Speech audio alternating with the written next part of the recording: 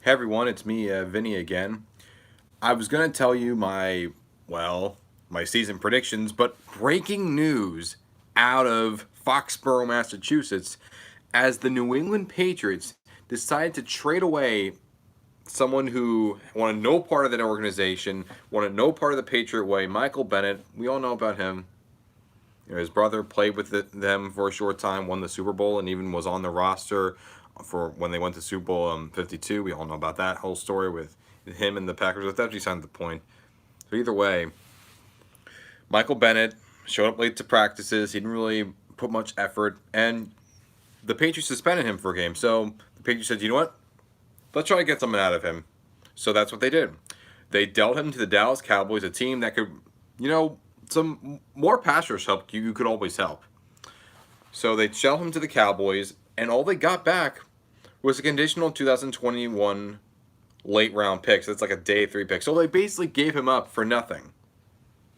That's how worthless he was, and they got. So that's how worthless he was to them. So essentially, they gave up Michael Bennett in exchange for cash consideration. So in exchange for cash considerations and a late round pick, and the Cowboys, they get another player that can help him out. And if they don't, and if he doesn't work there, they just cut him. Someone will pick him up. I think this is a big win for both teams. A somewhat equilibrium at this point. Like one team didn't really gain a whole lot, but the other team didn't lose a whole lot. No one really lost. No one really lost. No one really won. You can maybe say the Patriots got a little bit more money back, and the Cowboys got a little bit more depth on their pass rush, but that's really about it. As for my predictions for Week 8 of this NFL season, as we know, on Thursday night, the Washington Redskins, after they had that very, very muddy showing in that very, very rainy day where they lost 9-0 against the 49ers, they traveled to the Twin Cities to take on the Minnesota Vikings, who are just on a roll right now. They blew out the Giants, they blew out the Eagles, and they blew out the Lions. They're on a roll right now. They look like they're part of the NFC's elite. Kirk Cousins might be an MVP candidate. Granted, they're going to be without Adam Thielen for this game. It's not going to matter. Give me the Vikings to win this game easily. I saw I think they're going to blow them out. I think they're going to rout them. Moving on to the 1 p.m. games, 1 p.m. Eastern Standard Time, of course. We have the Bengals and the Rams in London, England. This is the third game of the international series as well, the third game in London, England of the United Kingdom. The Bengals are 0-7, while as the Rams, after starting out 3-3, they went to 3-3 after losing 3 straight, but they had an impressive blowout victory performance against the Atlanta Falcons. I think there is no chance the Bengals win this game. Andy Dalton has not had a good year. It looks like they're going to be trading some of their pieces, like maybe Dunlap, Atkins. Maybe they might even deal AJ Green. Bengals are not a good team. Zach Taylor has so far not a good first year for him. Give me the Rams, just rout them in this dominating fashion for the London crowd to see. But hey, don't worry, Bengals. At least you'll be in an arena that's full of people. Because let's be real, when a team isn't really doing that well, that's what tends to happen. Muhammad Ahmed said, "I'm shocked the Raiders didn't go out to Bennett." I think the Raiders will try to go out for Leonard Williams because that's who they've been targeting at more. But hey, Cowboys needed, so that they were the first to pounce, and that's where he went. I just got the Cardinals going to New Orleans to take on the Saints, who only just a couple games away from going back to Drew Brees. But Teddy's been doing fantastic. He's undefeated as a starter. The Saints are, what are they, like 6-1 now? Are they like 5-1? Do they have a bye week yet? I don't think they had a bye. Yeah, they're like 6-1 right now. They're firing on all cylinders. Yeah, Teddy's been 5-0 as a starter. They're 6-1. They're probably the most complete team in the NFC. Look to be the NFC the favorites of the NFC, along with the 49ers and the Packers out of that conference. Meanwhile, the Cardinals, not a bad season so far. I mean, definitely Kyle Murray's been a whole lot better than Josh Rosen, and Cliff Kingsbury's been a whole lot better than Steve Wilkes. And also, they've won their last 3 games. Now, granted, to be fair, they won those 3 games against teams that have a combined total of 3 wins against the Bengals, which they barely beat, The Falcons, who they barely beat, they won. They won that one because of a missed field goal by missed extra point by Matt Bryan. Excuse me, as as well as the Giants, which they dominated, but the Giants kind of came back and had a much closer game than it ended up truly being. But because of that, I think the Saints are gonna win this game. I think they're gonna win by at least a touchdown, maybe 10 points. Moving on to the Battle of Horses, the Denver Broncos go to Indianapolis to take on the Colts. Colts are fresh off a fantastic victory against their AFC South arch rival, the Houston Texans. Look to be right in the mix, back and forth for that AFC South division title. Meanwhile, the Denver Broncos, they won 2 games before, but then that Thursday night showing, even though Patrick Mahomes left the game for the Chiefs, oh my God, Garrett Bowles looks like a bust. Joe Flacco looks like he's done. The whole defense couldn't really get pressure. They only scored 6 points in that game. Because of how terrible that performance was, and because of how dominant the Colts were, with Jacoby Brissett throwing 4 touchdowns, and also Frank Reich, I'd say, is a much better coach than what's his name? It's Vance Joseph. Vic Fangio, yeah. I think Reich's a better coach than Fangio. Give me the Colts to win this, no question. Moving on to two teams that have been disappointing so far this season. Two playoff teams last year now look to be 500 or worse. The Los Angeles Chargers go to the Midwest to take on the Chicago Bears. Bears had a blowout loss against the Saints. It may look like 11 points, but in reality, it was as like far back as like 19, like 20 points. They just destroyed him. Even though Kamara was not with the Saints, Latavius Murray did the rest. And as for Mitch Trubisky, he looks like the Bears should have taken Watson or Mahomes. As for the Chargers, they should have won last week against the Titans. However, Melvin Gordon could not get the ball past the goal line. And can you really see why the Chargers didn't really want to give him a big contract extension? You can't really blame him. Nothing against Gordon. But happened to Mitch, yeah, he made the Pro Bowl, but granted, to be fair, the Pro Bowl doesn't really mean as much as they used to because so many NFC quarterbacks left. I would say, the Bears, I think, are going to be a little bit desperate, but I think the Chargers are going to feel like they should have gotten a win last week, and I think they're going to be motivated this time. Give me the Chargers to win this one against the Bears. Then we go on to Nashville, Tennessee, the Music City itself. The Tampa Bay Buccaneers, after their bye week, take on the Tennessee Titans. This should have been Winston versus Mariota Part 2, but instead we get a situation in which, yeah, Mariota's on the bench. Ryan Tannehill's starting now because Mariota could never stay healthy and he was never really that consistent. As for Winston, he's been all over the place. At least Mariota took his team to the playoffs. What has Winston done? Now, granted, he's had some good moments in some games and had some really bad moments in other games. Like from 2 to 5, he had like 10 touchdowns, 2 interceptions. Meanwhile, over in London, he had like 6 turnovers. That's inexcusable. The Titans' offense really got clicking under Tannehill, and the Buccaneers, they had some time to rest, so maybe they're going to be a little bit more motivated. This one really is a toss-up for me, but I think at the end of the day, you got to go with coaching, and who's the better coach? Is it Mike Vrabel or Bruce Arians? I'm going to go with Bruce Arians here to win over the Tennessee Titans in Nashville. Thanks, Zenny, for giving me a shout out for the topics. And also, we're going to upstate New York, Western New York specifically, where at this point, hapless Eagles team is going on against a now 5-1 Buffalo Bills team that looks like it's destined to make the playoffs.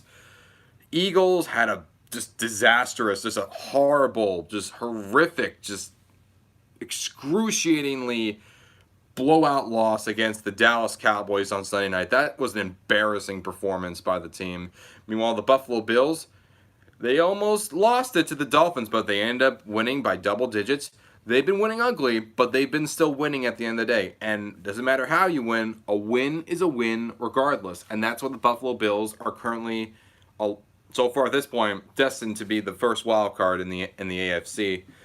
Um, the Eagles have been really, really hapless. Like I said before, while the Bills, they've had some good wins, but at the same time, they almost lost to a Dolphins team that doesn't have a win yet this season. I think there's going to be a bit of a challenge for the Bills. I like their I like their defense. I like their running game. It's a tough one for me, considering that some of the weapons for the Eagles will be out. But you know what? I'm going to go with the Bills in this one because the Bills are the better team right now. They've been winning a lot more games. They're a lot more motivated. They're a lot more confident. I'm going to go with them, but it's going to be a close victory, like by like 4 points probably. Going to Motown, just right over. The New York Giants taking on the Detroit Lions. The Lions have had what is it, like 2 straight losses, 3 straight losses? Yeah, 2 straight losses. They're a good team. Don't let their record fool you. They are a good team. Just that they got screwed over by the refs against the Packers, and as for against the Vikings, they just couldn't. I mean, Marvin Jones had a great day, but the rest of the team, yeah, not as good. Also Snacks is going to be out too. It looks like it because he was hurt. I think he's out. I could be wrong. But I think I'm going to go with the better team here. The Giants haven't been as dominant as the first 2 showings with Daniel Jones. I think Matthew Stafford's going to light up that Giants defense. Give me the Lions to win this one by 7 at least. Move on to the other New York team. Also on the road, the New York Jets go to North Florida to take on the Jacksonville Jaguars. Jaguars had a great victory against, granted, very, very weak, but still a dominant defensive victory over the Cincinnati Bengals. The Jets, on the other hand, are coming off a just lifeless 33-0 shutout rout by their rival, the New England Patriots, on Monday Night Football. Because of that one reason, because it looks like Darnold has seen ghosts, he's been too inconsistent for me. I'm going to go with the one with the more consistent quarterback. It was a classic. Thanks, John. The Jets, yes, that's right, Max Bird. I'm going to go with the Jacksonville Jaguars to win over the New York Jets because I have more confidence right now in Gardner Minshew's performance because he's been a lot more consistent as a passer, much better passer. And Sam Darnold's had some good moments, but also some really bad moments. He's kind of like hot and cold so far. Give me the Jaguars in this one. Then we go a little bit up where the Seattle Seahawks take on the Atlanta Falcons. Seahawks come off a very bad loss against the Baltimore Ravens, who look like they're in prime position to be the AFC North winners. And the Seahawks look to try, but they're still a playoff team. The Seahawks, no, they're not going anywhere. Not going anywhere. They're just against a good team. But they're going back in a team in their own conference as they take on the Atlanta Falcons. And, if the Seahawks want to get those memories of last week behind them, this is a great place to do it.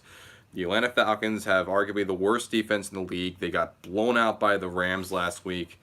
Matt Ryan might not play this week, which would break his streak of 10 years without missing a game. That's truly remarkable. I understand we're in an era of quarterbacks, but that's just another check mark for his potential Hall of Fame career.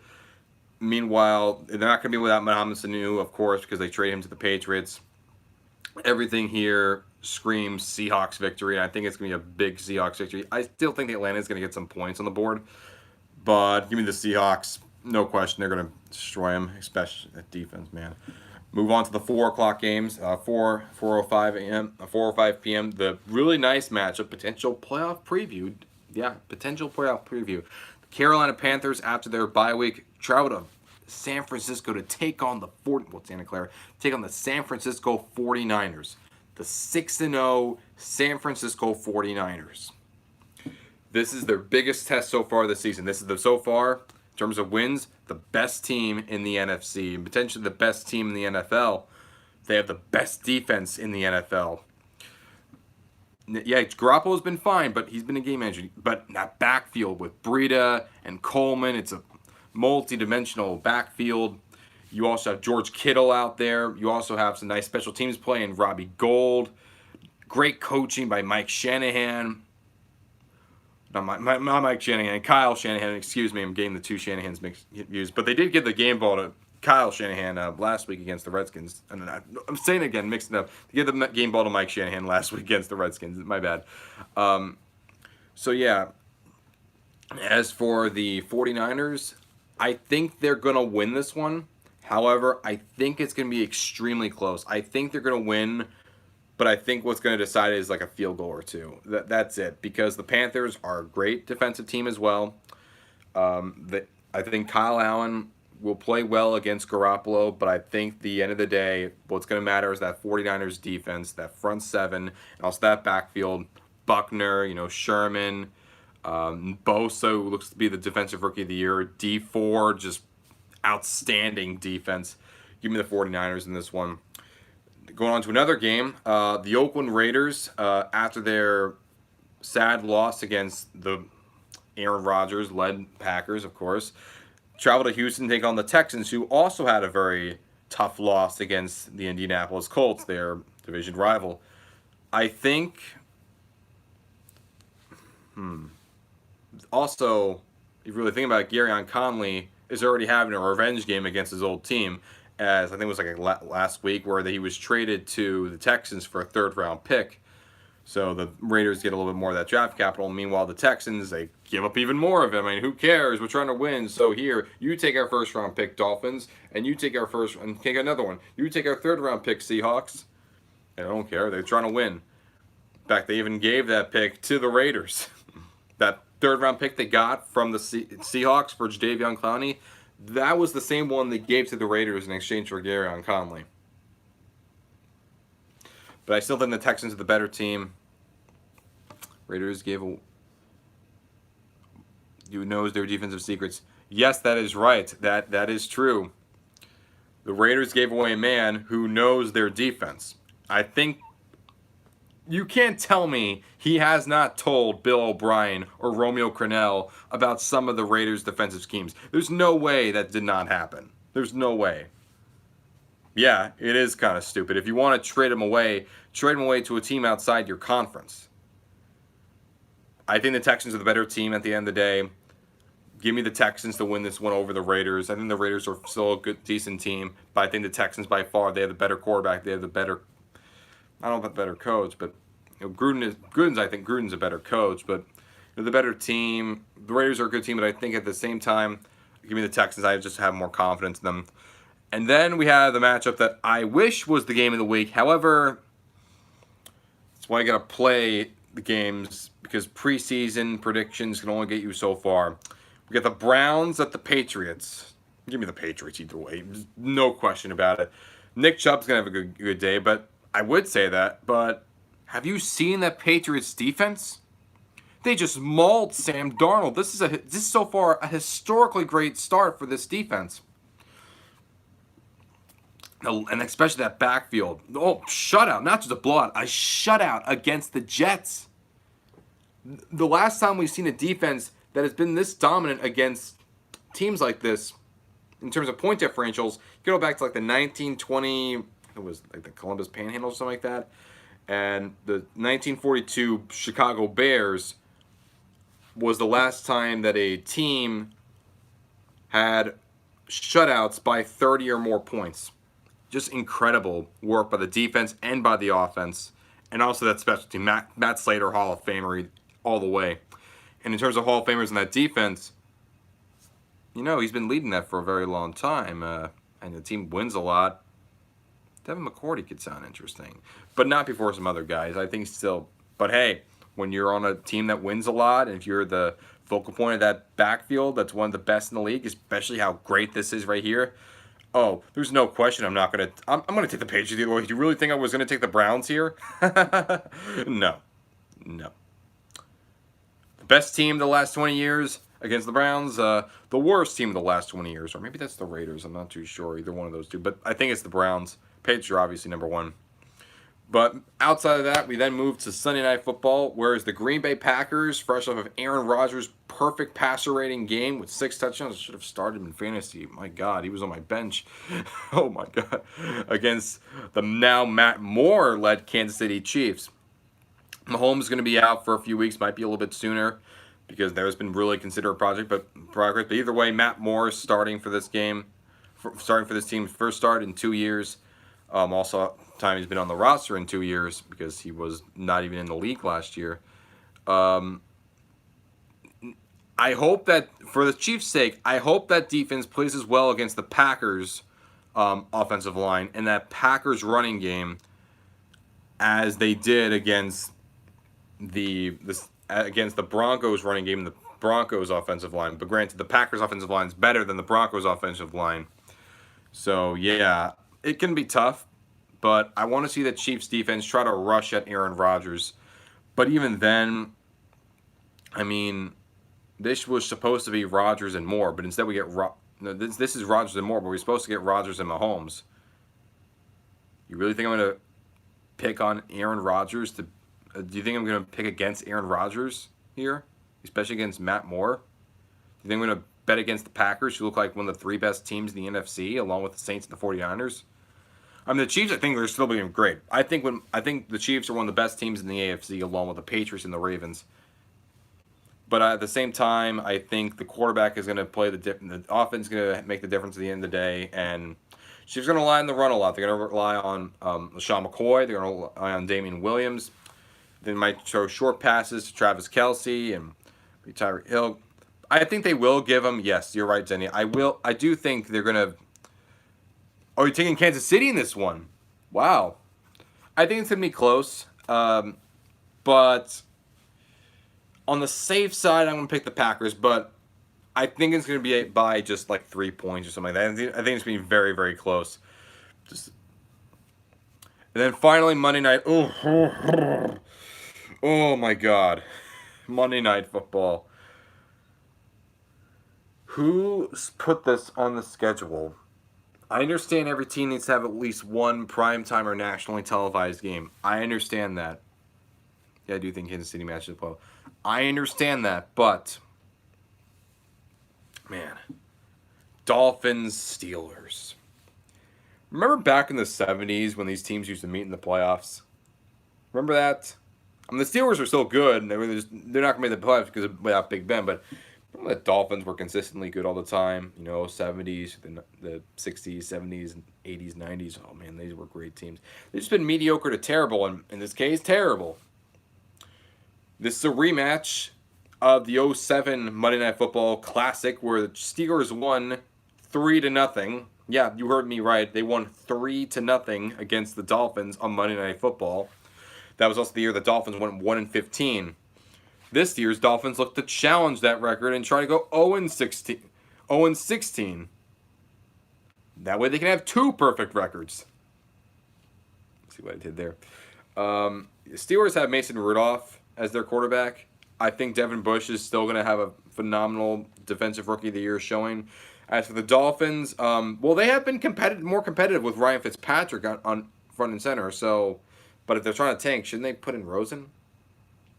I mean, Rosen's a bust. For the sake of this, I kind of wish it was Rosen because he'd be against Mason Rudolph, who was also from that draft class. But Dolphins are trying to tank. They're the worst team in the NFL. Them, the Bengals, the Redskins, worst teams in the NFL. Steelers, they're not a good team, but they're decent. And I think the defense is what's going to make the difference here. I mean, the Steelers to win by like a touchdown, maybe. I don't know. None of these teams are good. So those are my picks for the season for the week 8 matchups. I hope you guys have a great time, and I'm out of here. Thanks so much for watching, and peace. Oh yeah, just before I go, yeah, you're right, Zenny. Raiders are awful. Ugh. Redskins are awful. Yikes. Take care, everyone.